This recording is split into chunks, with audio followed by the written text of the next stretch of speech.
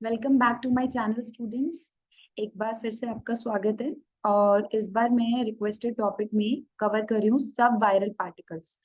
Viruses हम थोड़ा बड़ा टॉपिक है, एक सेपरेट वीडियो में डिस्कस करेंगे एंड मोस्ट प्रोबेबली वो वीडियो मैं कल आपको चैनल पे दे दूंगी। आज हम सब वायरल पार्टिकल्स जिसके अंदर वायरोइड, प्रायंस एंड एनसीईआरटी के बाहर जाऊं तो वायरसोइड्स हम डिस्कस करते हैं।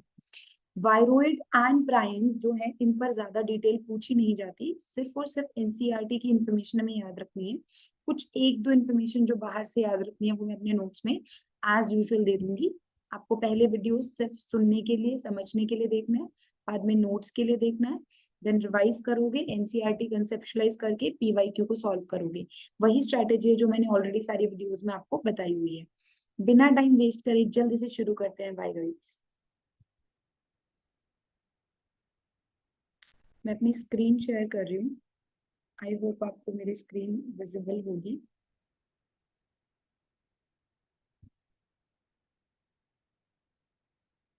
I think it is visible, right? तो सबसे पहले वायरोइड के बारे में बात कर लेते हैं। बेटा, वायरोइड जो होते हैं it is single standard RNA molecule, okay. And ये आरएनए मॉलिक्यूल होता है वो बहुत ही लो मॉलिक्यूलर वेट का होता है। इसके बाहर और कुछ भी नहीं होता, सिर्फ आरएनए ही होता है। और ये इन्फेक्शियस आरएनए होता है जो कि डिजीज कॉज करता है। इसे टीओ डीनर ने या डाइनर ने सबसे पहले 1971 में डिस्कवर किया था, when he was working on potato plant. तो वहां पर पोटैटो के अंदर एक डिजीज देखी गई, potato spindle tuber disease, which is caused by potato spindle tuber viroid. तो हमारे पास वायरोइड पीएसटीवी 1971 से आता है। और तब हमें पता लगा कि ये सिर्फ प्लांट्स को डिजीज कॉज करता है, एनिमल्स को डिजीज कॉज नहीं करता। तो इसमें पॉइंट्स लिखे हैं जो एनसीईआरटी में है। Single standard RNA molecule, free infectious RNA, it was discovered by T O Diener in 1971. It is smaller than viruses, that's why we are calling them subviral particle or agent. And it is having low molecular weight RNA. इसके अलावा it will cause disease in plants only, animals को disease cause नहीं करेंगे। और 20 such diseases have been reported till now. Disease का नाम क्या है? पोटैटो स्पिंडल ट्यूबर डिजीज, जिसके ऊपर कौन काम कर रहे थे? T O Diener. एंड उन्होंने potato spindle tuber viroid, PSTV, potato spindle tuber viroid discover किया। Is that clear? तो इसके बाद हम नेक्स्ट सब वायरल पार्टिकल देख लेते हैं, एजेंट देख लेते हैं, प्रायंस। मैंने आपको काफी बार क्लासेस में बताया है कि प्रोटीन्स जो होते हैं ना वो फोल्डेड फॉर्म में ही एक्टिव होते हैं। प्रोटीन फोल्डिंग को आप 3 डिग्री स्ट्रक्चर से एसोसिएट कर सकते हैं।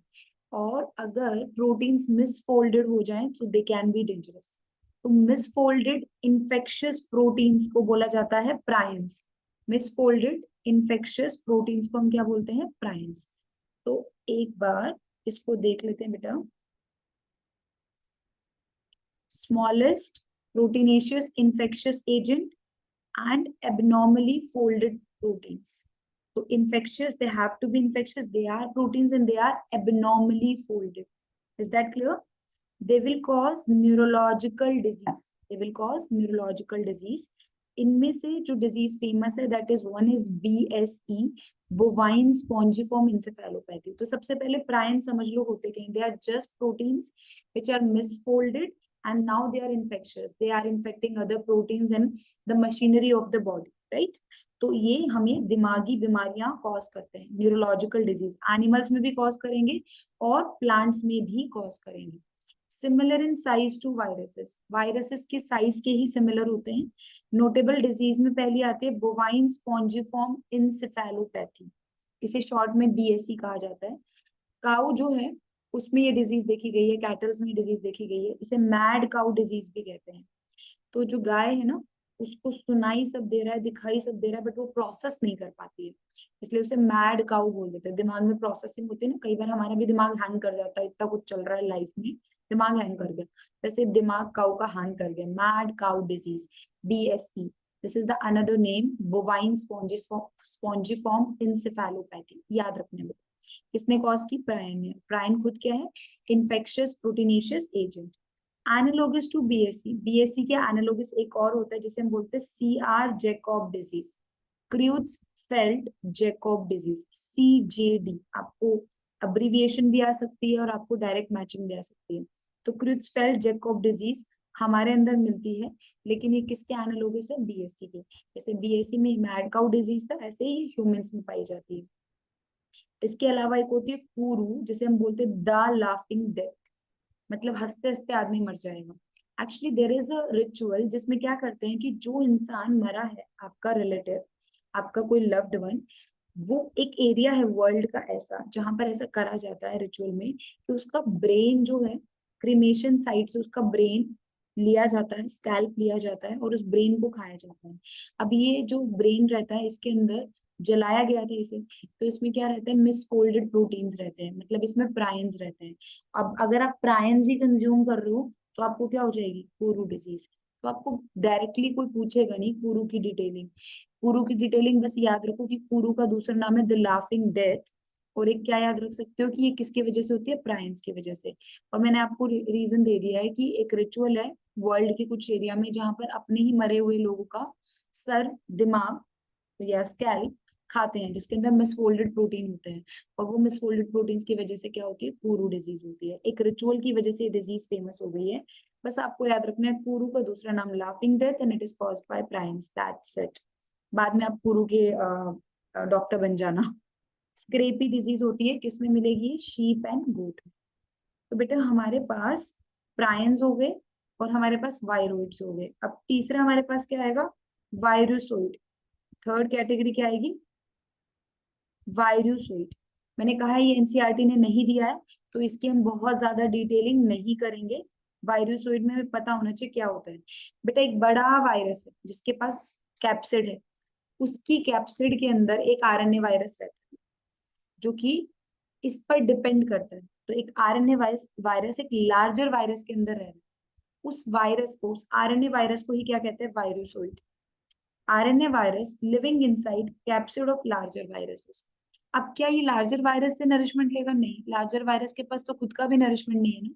वो किस पर डिपेंड करता है? होस्ट पर। तो लार्जर वायरस जब होस्ट को इन्फेक्ट करेगा तो होस्ट की मशीनरी को वायरोसोइड भी यूज कर लेगा अपने काम के लिए, अपने रेप्लिकेशन के लिए। तो पहला पॉइंट याद रखना, these are the RNA viruses which are found inside bigger viruses or larger viruses, and these virusoids they actually do not infect host cell। ठीक है, होस्ट सेल को खुद इन्फेक्ट नहीं करते, जबकि जब लार्जर वायरस होस्ट सेल को infect करते हैं तो ये होस्ट सेल की मशीनरी को यूज करके रेप्लिकेशन कर लेते हैं, अपना नंबर बढ़ा लेते हैं। That's it. तो वायरोइड जो है लो मॉलिक्यूलर वेट आरएनए है, जो कि सिर्फ प्लांट्स में डिजीज कॉज करता है। पीएसटीडी इसका एक एग्जांपल है। थियोडाइनर 1971 याद रखिएगा। प्रायंस में मिसफोल्डेड प्रोटीन के बारे में बीएससी, जेकेबी, सीजेडी जैकोब डिजीज जिन्होंने कॉज की, and kuru and scrapie disease. And virusoid में they depend on larger viruses but they do not infect the host cell. They depend on larger viruses. When larger viruses will infect the host cell, then they will take up the machinery of the host cell to replicate themselves. और ये रहेंगे किसके अंदर? ये रहेंगे इसके अंदर बेटा, larger viruses के अंदर। That's all for this session. In the next session, we'll be talking about viruses, and most probably tomorrow I'll be floating the videos on fungus as well, like fungi kingdom. Okay, so that's all from my side. Bye bye. Take care.